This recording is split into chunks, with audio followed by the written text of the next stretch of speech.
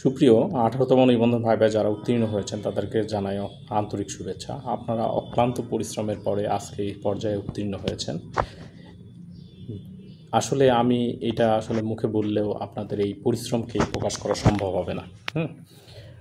তো আপনারা অনেক চড়াই উতরাইয়ের মধ্য দিয়ে এই পর্যায়ে এসে পৌঁছেছেন।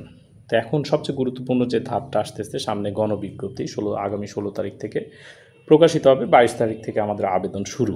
এখন বিষয় হচ্ছে যে এখানে সবচেয়ে একটা গুরুত্বপূর্ণ কাজ হচ্ছে চয়েস লিস্ট তৈরি করা। এই চয়েস লিস্টের উপরেই আপনার কিন্তু চাকরি নির্ভর করতেছে। অনেকে হয়তো দেখা যাচ্ছে অনেক ভালো নম্বর পেয়েও অনেক সময় দেখা যাচ্ছে যে ভালো প্রতিষ্ঠানে চাকরি পাবেন না, শুধুমাত্র একটাই কারণ হচ্ছে চয়েস লিস্ট। আবার অনেকে দেখা যাচ্ছে যে কম নম্বরের কারণে, কম নম্বর থাকা সত্ত্বেও দেখা যাচ্ছে যে চাকরিতে সুপারিশপ্রাপ্ত হবেন।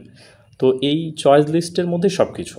তো আপনি চয়েস লিস্ট তৈরি করার সময় আমি আগে যারা ভালো নম্বর প্রাপ্ত, ভালো নম্বর বলতে যারা দেখা যাচ্ছে ৮০ বা ৭০ এরকম নম্বর প্রাপ্ত তাদের জন্য বলি, আপনি আগে ব্যানবেইজ বা অন্যান্য যে ওয়েবসাইটগুলো আছে এখান থেকে 40 থেকে 50টা শিক্ষা প্রতিষ্ঠান, ভালো ভালো শিক্ষা প্রতিষ্ঠান আপনার নিজ উপজেলা বা জেলাতে আগে চিহ্নিত করুন, করে একটা খাতায়, নোট খাতায় এইগুলো আপনি একটা লিস্ট তৈরি করুন। তৈরি করে তারপরে আপনি ওখানে একটা সিরিয়াল তৈরি করুন। তৈরি করে আপনার যে পছন্দের প্রতিষ্ঠানগুলো সেইগুলোকে আগে দিন।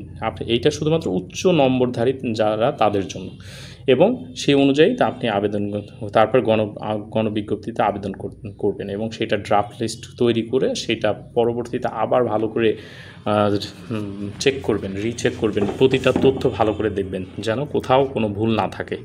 যদি কোথাও ভুল থাকে আপনি চাইলে ড্রাফট লিস্টটা পরিবর্তন করতে পারবেন। পরিবর্তন করে আপনি সেখানে সংশোধন করে নিতে পারবেন। কিন্তু একবার সাবমিট করলে কিন্তু আর কোনো করার কিছু নাই। এই ভুলটা আপনার সারা জীবনের একটা সমস্যা হয়ে দাঁড়াবে। তো দেখুন, আপনি যখন চয়েস লিস্ট তৈরি করবেন তখন প্রতিষ্ঠানগুলো আগে ভালোভাবে যাচাই বাছাই করে নেবেন। তারপরে আপনার নম্বরের ভিত্তিতে প্রতিষ্ঠানগুলো সাজাইতে হবে। আর সর্বপ্রথম যেটা প্রাধান্য দেবে সেটা হচ্ছে নিজের উপজেলা এবং জেলাতে। এবং আরেকটা বিষয় হচ্ছে যে দূরত্বের কথাটা অবশ্যই বিবেচনায় রাখবেন আপনি। কী জন্যে যে দূরত্বটা আবার খুব বেশি হয়ে গেলে আপনার জব করাটা একটু কষ্টসাধ্য হয়ে যাবে। তো এখন এটা হচ্ছে যে যাদের উচ্চ নম্বর, আর যারা একটু মোটামুটি নম্বর বা কম নম্বর 40 থেকে 50 বা 60 থেকে 65-র মধ্যে আছেন তাদের জন্য বলবো।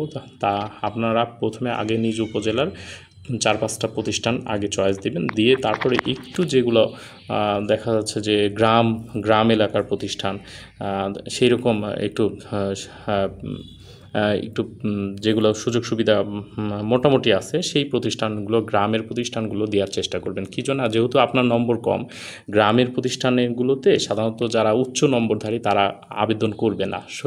সুতরাং আপনার জব পাওয়াটা ওই প্রতিষ্ঠানগুলোতে সবচেয়ে সহজ হয়ে যাবে।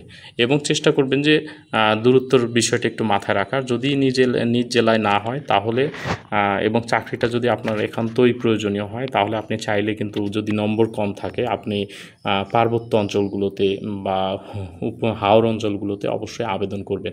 এবং আরেকটা গুরুত্বপূর্ণ বিষয় সেটা হচ্ছে যে আপনি যখন আবেদন করবেন তখন চয়েস লিস্টের নিচে দেখবেন যে ইয়েস অপশান বলে একটা অপশান থাকে। যদি আপনি আপনার পছন্দের প্রতিষ্ঠানের বাইরেও অন্য কোনো প্রতিষ্ঠানে জব করতে চান, দেখা যাচ্ছে যে আপনি যে চয়েস লিস্ট দিচ্ছেন এনটিআরসি তার মধ্যে আপনাকে সুপারিশ করতে পারলো না, তাহলে তখন অন্য যে প্রতিষ্ঠানগুলো ফাঁকা থাকবে তখন এই ইয়েস অপশান চালু করার ফলে বাংলাদেশের যে কোনো প্রান্তে আপনাকে হয়তো বা সিলেক্ট করতে পারে। তো এই ছিল যে আমাদের আজকের ভিডিওটা। তো ভিডিওটা যদি ভালো লেগে থাকে অবশ্যই ভিডিওতে লাইক দিন এবং যে কোনো তথ্য পাওয়ার জন্য আমাদের সাথে থাকুন এবং চ্যানেলটি সাবস্ক্রাইব করে রাখুন। ধন্যবাদ।